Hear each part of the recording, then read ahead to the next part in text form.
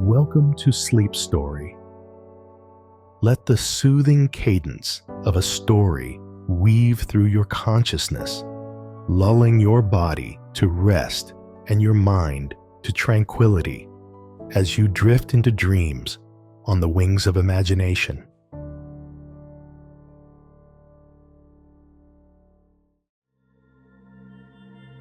But Yuan Shang, after killing Shylax, was so proud of his courage that he didn't wait for Yuan Tan's soldiers to arrive and led tens of thousands of troops out of Liyang to meet Cao's front line. Zhong Liao went out first. Yuan Shang came to fight with his spear, but not 3 times. He couldn't stop them and was defeated. Zhong Liao took advantage of the situation to cover up and kill. Yuan Shang could not assert himself and hurriedly led his army back to Jizhou. Yuan Shao heard that Yuan Shang was defeated, but also suffered a shock. The old disease recurred, vomiting blood several buckets, fainted on the ground. Lady Liu panicked to save into the bedroom. The disease is gradually dangerous. Lady Liu urgently invited the trial with Feng Ji until Yuan Shao couch. Discuss the aftermath. Shao but to finger and cannot speak. Lady Liu said, "Can still succeed the heir." Shao nodded. The judge then wrote a will in front of the couch. Shao rolled over and screamed, and spit out blood more than a bucket and died.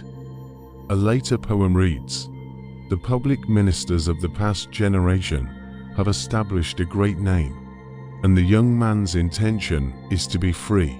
Empty recruiting 3,000 guests of the handsome, diffuse heroes millions of soldiers. The sheep's skin and the tiger's skin could not be achieved, and the chicken feather and the chicken's guts could not be accomplished. I feel sorry for the sadness of the 2 brothers." Yuan Shao died, and the funeral service was conducted by Jianbai and others. Lady Liu killed all 5 of Yuan Shao's favorite concubines, and fearing that his soul would meet Shao again in the 9th heaven, she scalped his hair, stabbed his face, and destroyed his body.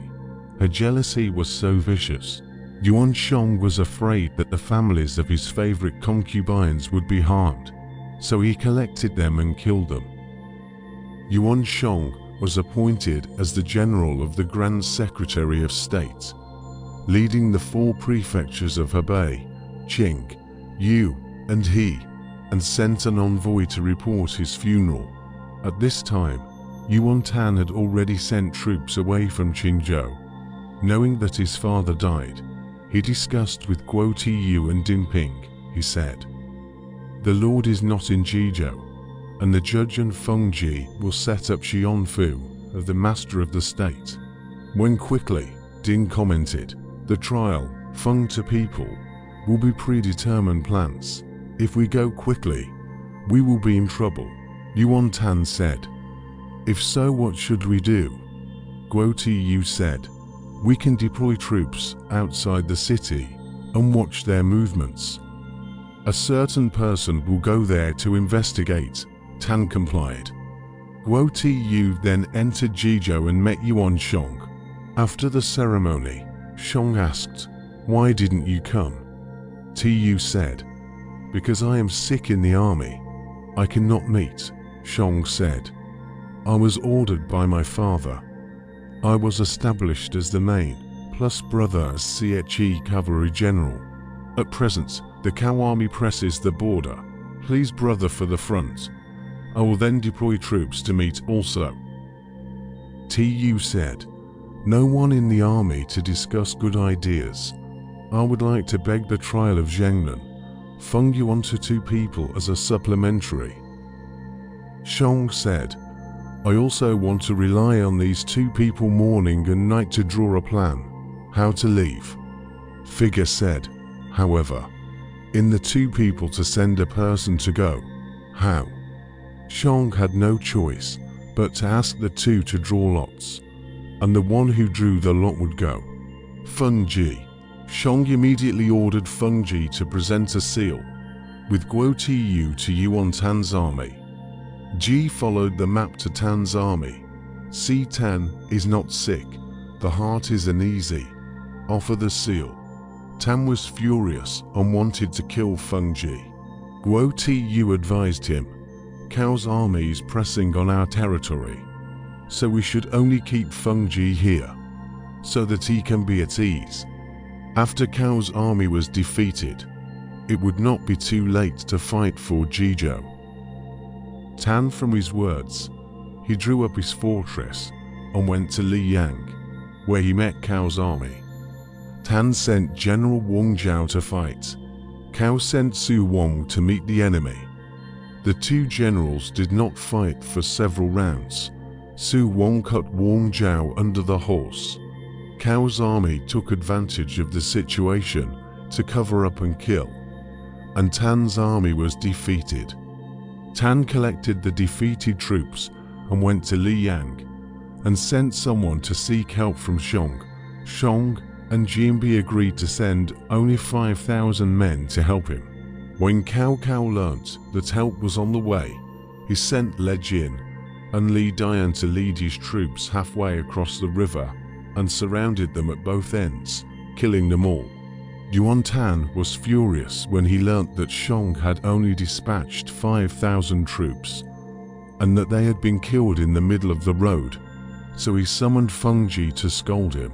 Ji said, "Allow me to make a letter to the Lord and ask him to come to his rescue in person."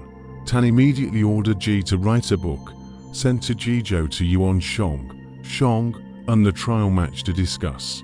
The first time, Guo Tu went away without a fight, because Cao's army was also in the territory. Now if you break Cao, we'll come to fight Jizhou. Carry on. How about not sending relief troops, borrowing the power of the Cao to get rid of it? Shang, from his words, refused to send troops. The envoys returned. Tan was furious, immediately beheaded Feng Ji, discussing the desire to surrender to Cao. The envoys were furious and Tan was furious and killed Feng Ji, who wanted to surrender to Cao. Shang discussed with Jianzi and said, if Tan surrendered to Cao and attacked with his own strength, Jizhou would be in danger. He left the army to defend Jizhou with General Su Yu and led his own army to Liyang to save Tan. Shang asked who dares to be the front part of the army. General LV Kwong. LV Shang brothers are willing to go. Shang ordered 30,000 soldiers to be the vanguard and arrived at Liyang first. When Tan heard that Shang was coming, he was so happy that he stopped the discussion of surrendering to Cao.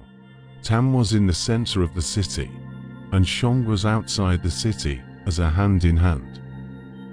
One day later, Yuan Shi and Gaogan led their troops outside the city to 3 different locations, where they fought against Cao every day.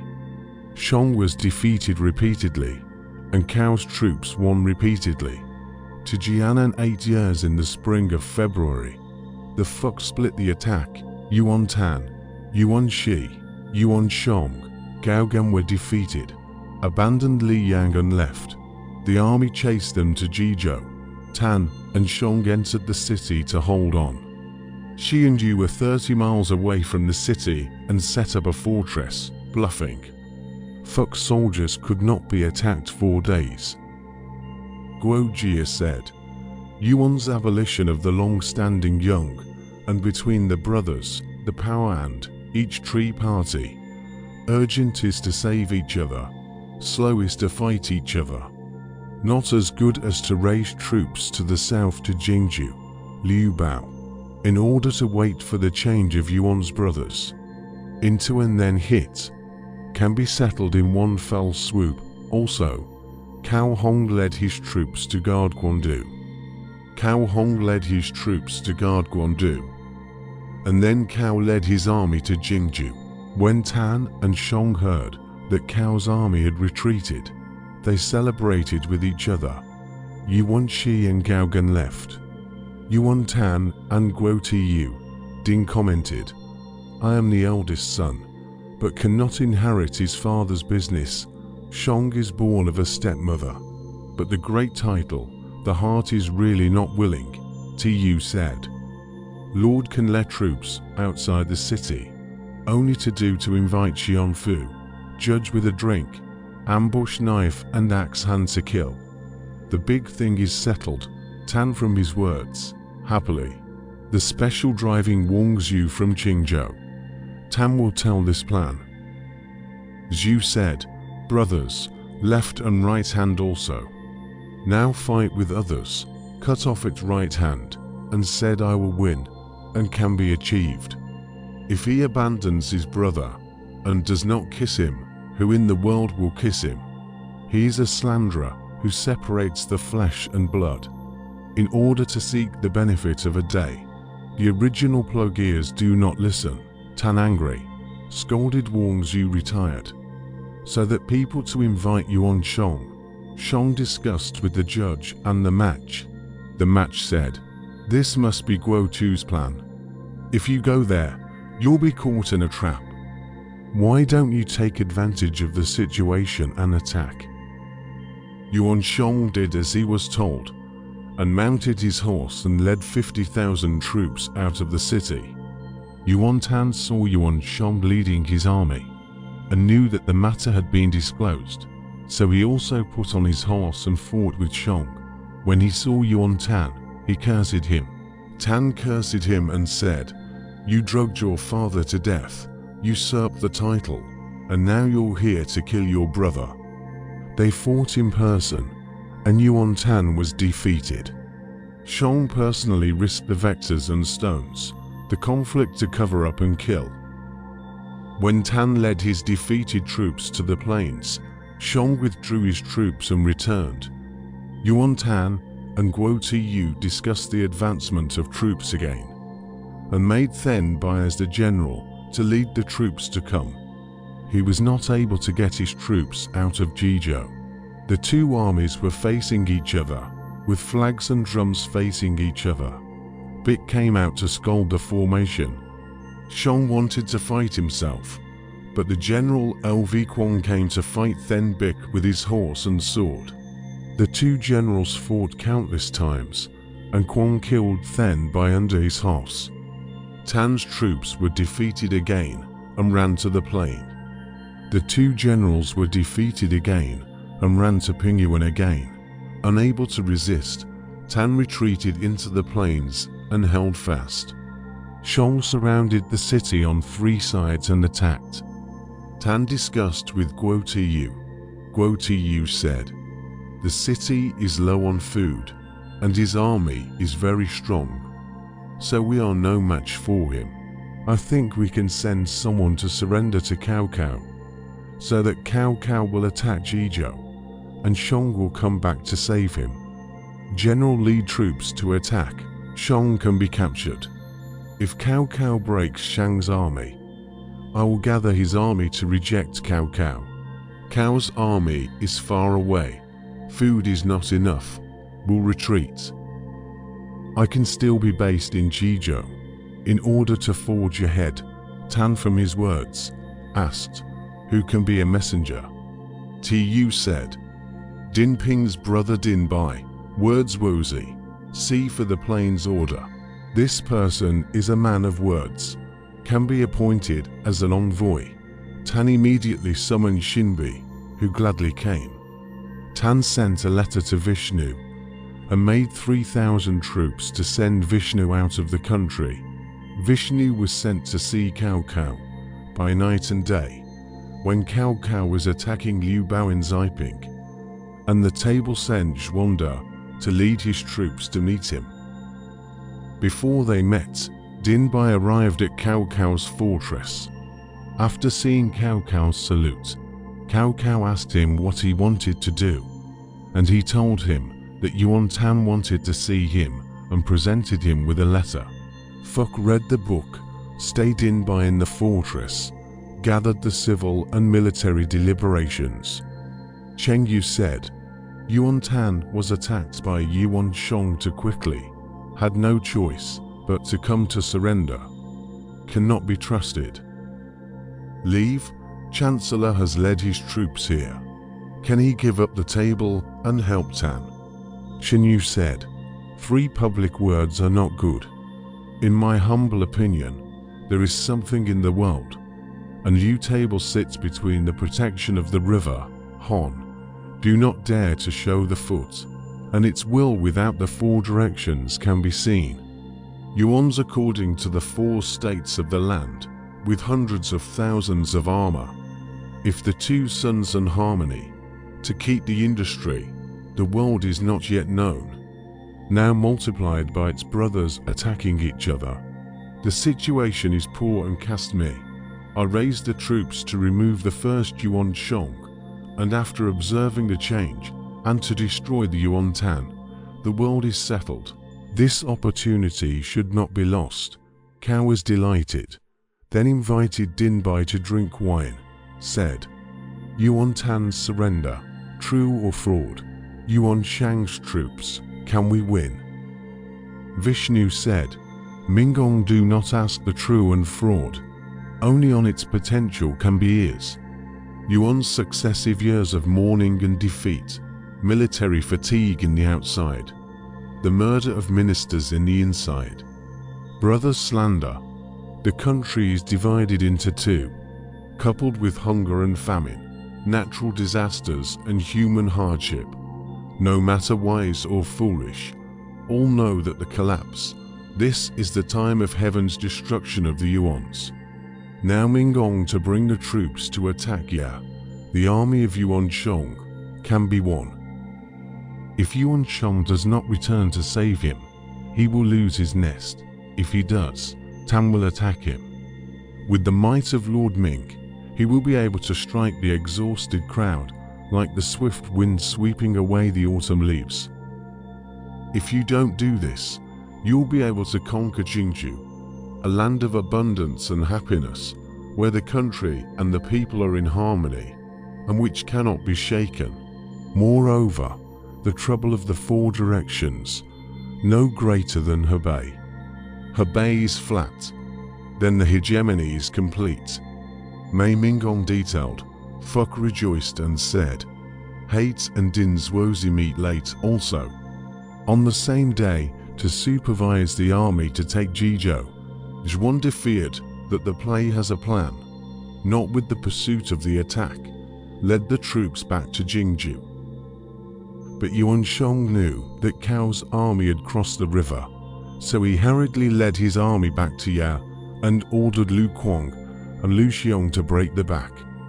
When Yuan Tan saw Shang retreating, he raised his army from the plains and then rushed to catch up with him.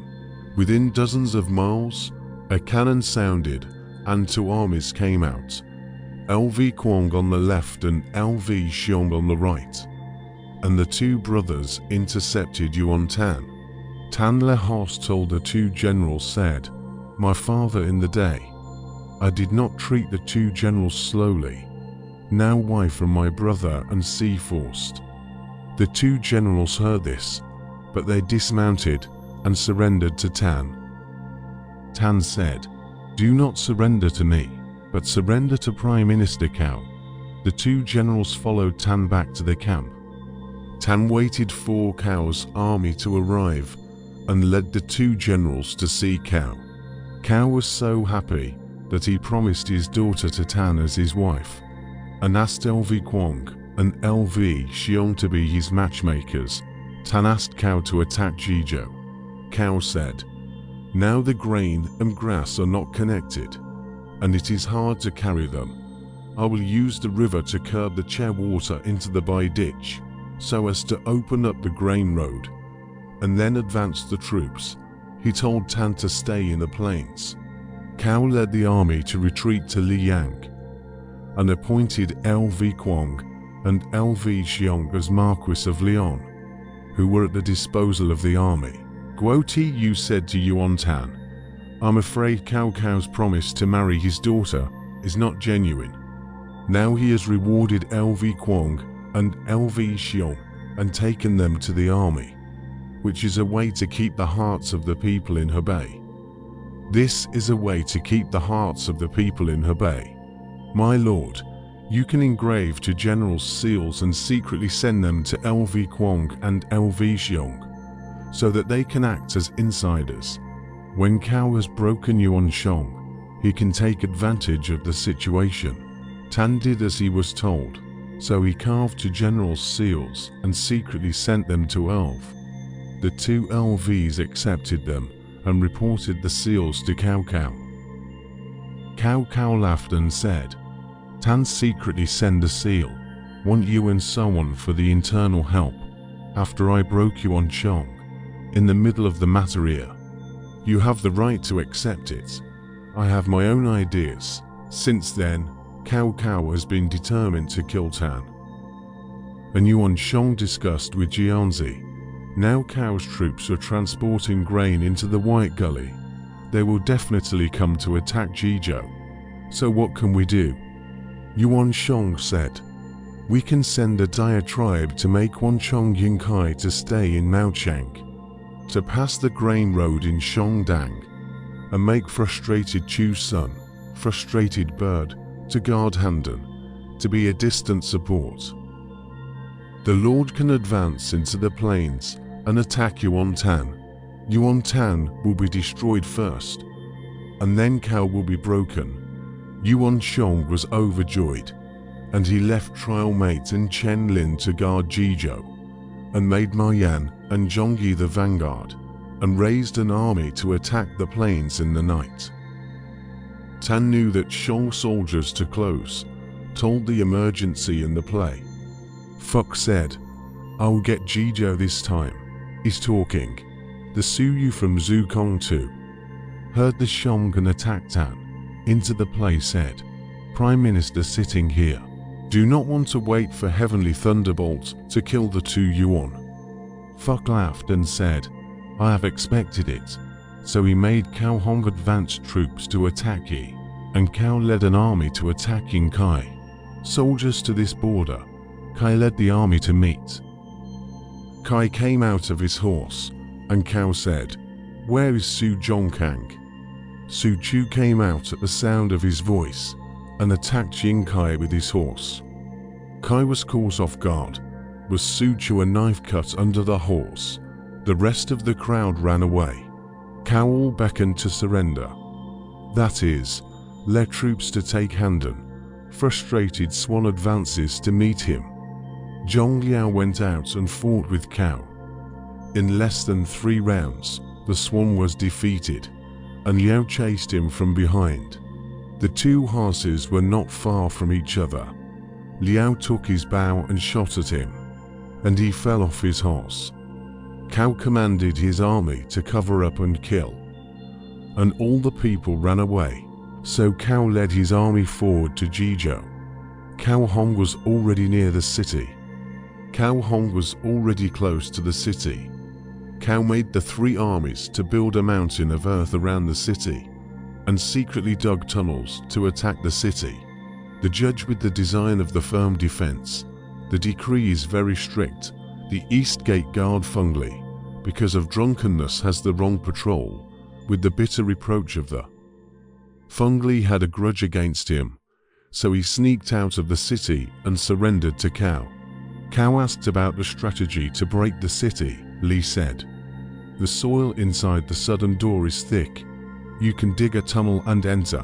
Cao then ordered Feng Li to lead 300 strong soldiers to dig tunnels and enter the city at night. It is said that since Feng Li surrendered, he personally climbed to the city every night to check on the army and horses. That night, he was on the gate pavilion and saw that there were no lights outside the city. He said, Feng Li must have led his troops to enter the city through the tunnels. He urgently called the elite soldiers to transport stones to hit the gate of the southern gate. The gate was closed. Feng Li and 300 strong soldiers all died in the earth. Cao Cao was defeated in this battle, so he gave up the tunnel plan and retreated to the Huan River to wait for Yuan Shong to return. Yuan Shong attacked the plains, but when he heard that Cao Cao had broken Yingkai and frustrated Bird, and that his army was besieging Jizhou, he switched his troops back to save him. General Ma Yan said, "If we go by the main road, Cao Cao will have ambushes. We can take the small road and rob Cao Cao's camp from the west mountain out of Bizen, and the siege will be lifted." Shang from his words, leading the army first, so that Mo Yan and Zhongyi break the back. Early there are details to report to Cao Cao. Cao Cao said, "If they come up from the main road, I should avoid it. If they come from the western mountain path, a battle can be captured. I expect Yuan Shang will raise the fire as a signal, so that the city to receive. I can divide the troops to attack, so the allocation has been decided." But Yuan Shang out of Bizen water boundary mouth, Easter Yangping, military Yangping pavilion, 17 miles from Jizhou, one side against the Bizen water. Shang told the soldiers to pile up firewood and hay, burned at night as a signal. Sent the main book Li for pretending to be Cao army governor. "Until the city," he shouted. "Open the door." Qing Pao recognized Li Fu's voice and put him into the city, saying, "Yuan Shang has already set up troops in Yangping Pavilion, waiting to receive them, and if the soldiers in the city come out, they will also raise fire as a signal." The city was taught to pile up grass and set fire to communicate with the people. Fu said, "There is no food in the city. We can send the old, weak and disabled soldiers and women to surrender. They will not be prepared. I will attack them with soldiers after the people," he said. "I will attack the city with my troops after the people." The match followed his argument. The next day, a white flag was erected on the city, on which was written, "The people of Jizhou surrender." Cao said, "This is no food in the city. Teach the old and weak people out to surrender. After the soldiers will come out. Fuck teach Zhongliao. Su Wang each lead 3,000 troops. Ambush on both sides. Fuck from the house. Zhong banner cover to the city. I saw the city gate open. The people helped the old and young, holding a white flag and out. Only when the people came out, the soldiers in the city stood out. Fuck teach will be a red flag. Zhongliao. Su Wang to soldiers all out of chaos kill. The city soldiers only to return. Fuck from the flying horse rush to the drawbridge, to the side of the city crossbow arrows, such as rain, shot fuck helmet, nearly through its top. All the generals first aid back to the formation. Cao changed his clothes and horse, and led all the generals to attack Shang's fortress, and Shang met the enemy. At that time, all the armies and horses came together to kill. The two armies mixed battle. Yuan Shang was defeated. Shang led the defeated soldiers to retreat to the lower fortress on the western hill, and urged Ma Yan and Zhongyi to come. I did not know that Cao Cao had already made LV Kuang and LV Xiong go to recruit the two generals. The two generals surrendered with LV Kuang and LV Xiong, and Cao Cao made them vassals. On the same day, Cao Cao attacked Shishon Mountain and first made Erlu, Mo Yan, and Zhongyi cut off Yuan Shang's food route. Shang knew that the western mountain could not be defended, night away from the mouth of the abuse. Before the camp was set, the four fires rose. Ambush troops came out, people less than armor, horses less than saddle. Shang's army was routed, retreated 50 miles. The situation is exhausted, only to send the Yuzhou governor Ying Kui to Cao camp to ask for surrender. Cao pretended to allow, but the night to make Zhongliao, Su Wang to rob the fortress. Shang abandoned his seal, battle axe, armor and provisions, and fled to Zhongshan. Cao returned to attack Jizhou. Su Yu said, "Why don't we break the water of Zhong River to drown it?" Cao was satisfied with his plan, and first sent his army to dig a trench outside the city, which was surrounded by 40 miles. When he was in the city, he saw the army digging a trench outside the city, but the trench was very shallow. The match secretly laughed and said, This wants to ditch the water of the Zhong River to irrigate the city here. Trench deep can be irrigated, so shallow. What is the use of it? So not for the preparation. That night, Cao Cao added 10 times the soldiers and force excavation. Then the dawn, wide and 2 feet deep. Draw Zhong water irrigation, the city water depth of several feet. The city was under several feet of water, and the soldiers were starving to death. Dinbai was outside the city, picking Yuan Shang's clothes with a gun to recruit people in the city. The judge was furious and beheaded more than 80 members of Dinbai's family on the city, and threw his head down. The head was thrown down. The nephew of the trial with her. The soldiers picked up and presented Dinbai, who presented the book to Cao. Cao first ordered, "If you enter Jizhou, do not kill Yuan's old and young." Soldiers and civilians surrendered free of death. At dawn the next day, Zhenrong opened the west gate and let Cao's soldiers in. Dinbai jumped his horse and entered first, followed by his generals, and killed his way into Jizhou. The judge within the southeast of the city tower, Fuck army has entered the city. Lead a number of riders down to the city of death, is to meet Su Huang crosshorse. Su Huang captured the trial match alive and tied it out of the city. Road met Dinbai. By gnashing teeth, Whip with the head said, "Thieves kill talent. I'm going to die today." The match cursed. Dinbai thieves, led Cao Cao to break my Jizhou. I hate not to kill you. Su Huang took him away to see Cao Cao.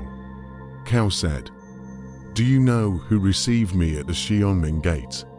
Su Huang said, "Do you know the person who received me from Xianmen?" he said. "No," Cao said.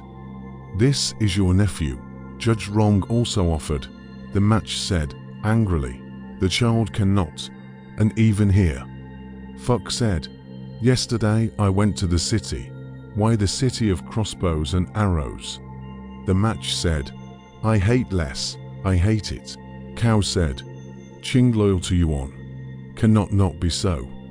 Will you surrender to me now?" The match said, "Do not surrender."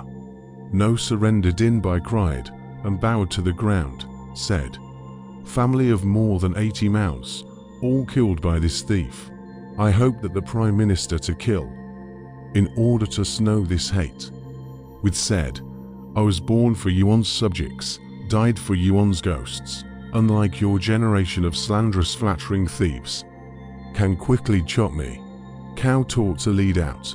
Before being tortured, he shouted at the executioner and said, "My lord is in the north. Don't make me face the south and die." He was kneeling to the north, leading his neck to the edge. A later poem sighed, "Hebei is full of famous soldiers, who is like the trial of Zhengnan, life because of the loss of the Lord, the heart and the ancient reference. Loyalty and straightforwardness, honesty and ability, not greed." He was still facing the north when he died, and those who surrendered were all ashamed. When Jiandai died, Cao Cao took pity on his loyalty and ordered him to be buried in the north of the city.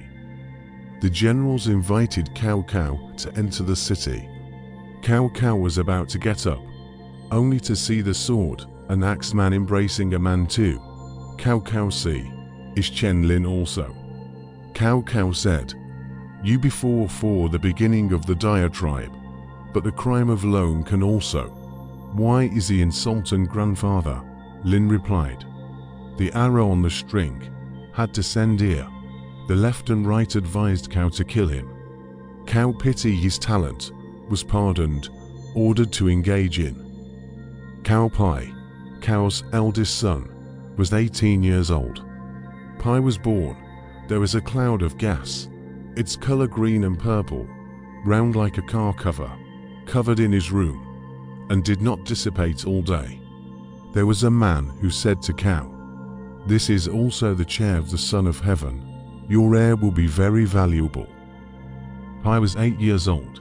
He was able to write. He had a talent. He knew things past and present. He was good at riding and shooting. and he was good at fencing. When Cao broke Jizhou, Pai accompanied his father in the army and led the accompanying army. He threw himself into Yuan Shao's house, dismounted, drew his sword and entered. There is a general when it said, "Prime Minister has orders. You were not allowed to enter the Shao house." Not scolded back, sword into the back hall. He saw two women crying in each other's arms, and Pai went forward to kill them. It is, the 4 generations of princes and lords has become a dream. A family of flesh and blood suffered again.